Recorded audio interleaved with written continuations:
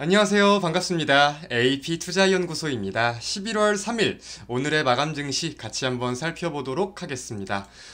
상승 출발한 국내 증시는 개장 직후 약간의 변동성을 보이기도 하였습니다. 특히 코스닥의 경우는 갭상승분을 다 반납을 하면서 장중에 잠깐 하락 전환을 하기도 했었는데, 그래도 양대 증시 다시금 고점을 점차 확대시키면서 긍정적인 모습을 보이며 마감된 하루인 것 같아요.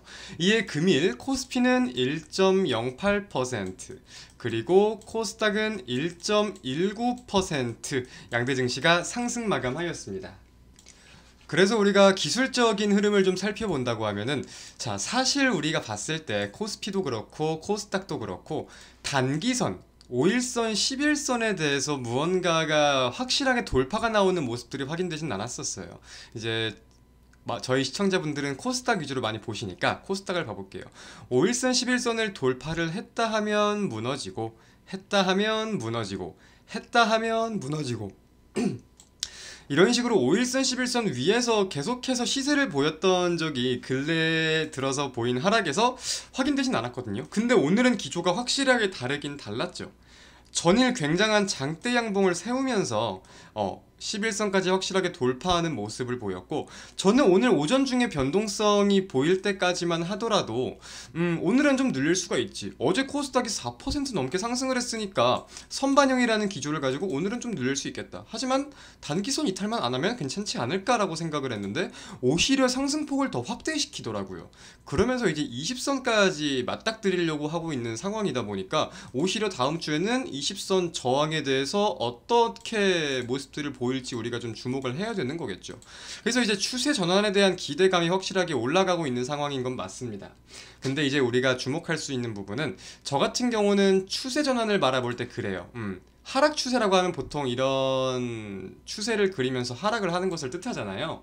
거기에 대해서 반등이 나온다고 할 때 국내 그 하락 속에서 최근 고점 자리를 돌파를 해줘야, 그리고 혹은 더욱더 신뢰도가 올라가려면 돌파한 이후에 그 자리를 지켜주면서 쌍바닥을 만들어주면 이거는 더욱더 신뢰도가 올라가는 내용이거든요. 물론 기술적인 내용만 따져봤을 때 그런 거지만, 여튼 뭐 그렇습니다. 그래서 이런 내용들을 일단 기술적으로는 주목해 볼 필요가 있을 것 같아요.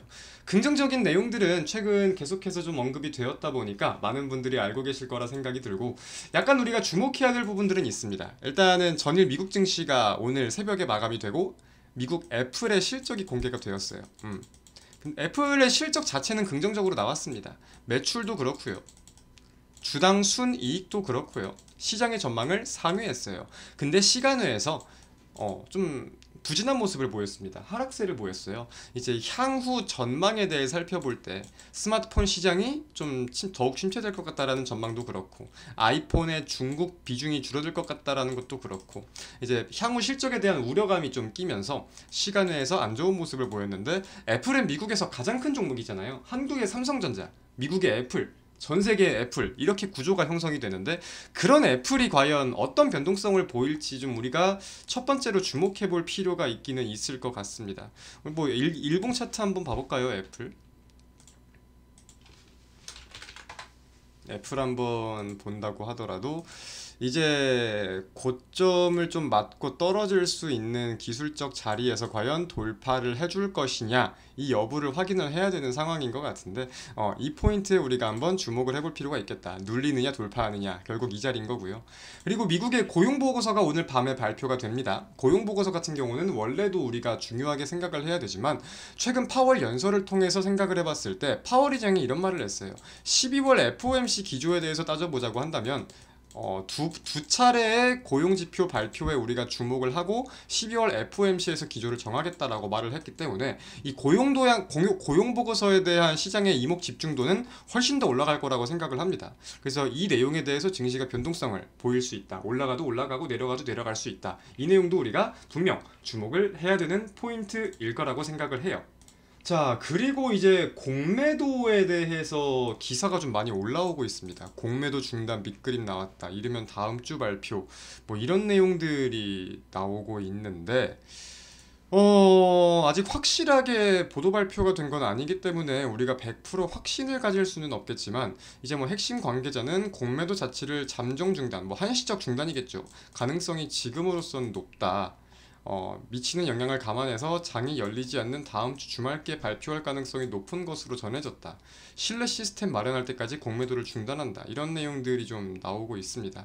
아무래도 총선을 앞두고 있는 상황에서 증권 시장에 대해서 케어를 하려는 모습들이 확인이 된다. 해석을 할 수 있겠는데 글쎄요. 공매도가 금지가 되면은 일단은 지금 공매도가 가장 많이 몰려있는 업종에 주목을 해야겠죠. 왜? 쇼커바링이 들어올 거니까. 그 업종이 뭔지는 말씀을 안 드려도 잘 알 거라고 생각을 합니다. 이제 실제로 뭐 에코프로 같은 것도 오늘 시간에 매수세가 좀 몰리고 있던데 프로비엠이랑 이런 영향이 있지 않을까 생각을 해요. 그래서 이제 공매도 관련된 이슈들이 국내 증시에 과연 큰 호재로 다가올 수 있을지 이런 내용들까지 주목을 하면서 이 다음 주 증시 추세를 확실하게 돌려줄 수 있는지 여부에 주목하면 될 것 같고요. 한 주간 모두 고생 많으셨습니다. 주말에 비가 오는 지역들도 있는 것 같은데 모두 비에 대한 피해 조심하시고 다음 주에 뵙도록 하겠습니다. 감사합니다.